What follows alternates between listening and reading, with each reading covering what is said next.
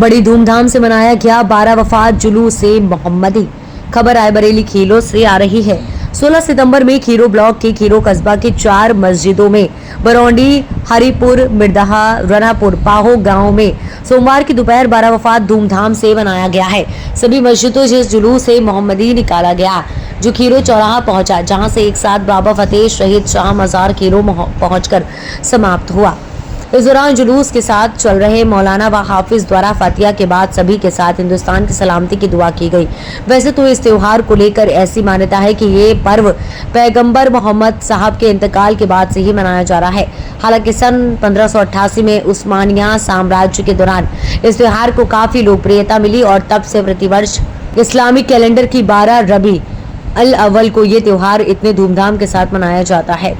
बाबा फतेह शहीद शाह मजार जुलूस के समापन पर बोलते हुए मुफ्ती यूसुफ रजा मिरबाही औरंगाबाद ने कहा कि 12 वफात के इस दिन को ईद मिलाद उन नबी के नाम से भी जाना जाता है, जिसका अर्थ है पैगंबर के जन्म का दिन। इस दिन रात भर तक सभाएं की जाती हैं और उनकी शिक्षा को समझा जाता है। ये दिन हमें इस बात का एहसास दिलाता है कि भले ही पैगंबर मोहम्मद हमारे बीच में ना हो, लेकिन उनके द्वारा दी गई शिक्षा समाज को आज भी अच्छा बनाने का प्रयास कर रही है, क्योंकि आज के समय में उनके द्वारा बताई गई चीजों को लोग गलत अर्थ निकाल रहे हैं, जिसके कारण विश्व में इस्लाम के प्रति लोगों में गलत भावना देखने को मिल रही है। पलामू झारखंड से आए सायरे इस्लाम शमशाद हैदर ने कहा कि हम उनके दिखाए गए मार्ग को अपनाएं और विश्व में शांति तथा भाईचारे का संदेश को कायम करें।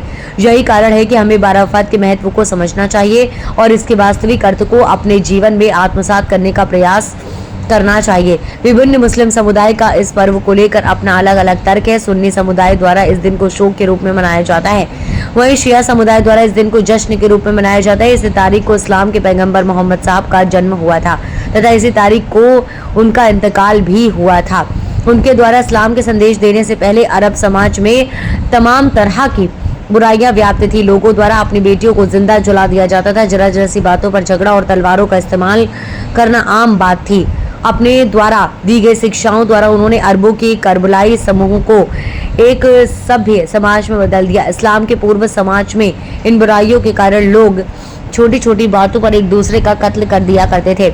इस्लाम के आने के बाद अरब के बर्बर कबीलों में न सिर्फ सभ्यता का उदय हुआ बल्कि भाईचारे का विकास भी हुआ और ये सब सिर्फ इस्लाम और कुरान के संदेश के कारण संभव हो पाया।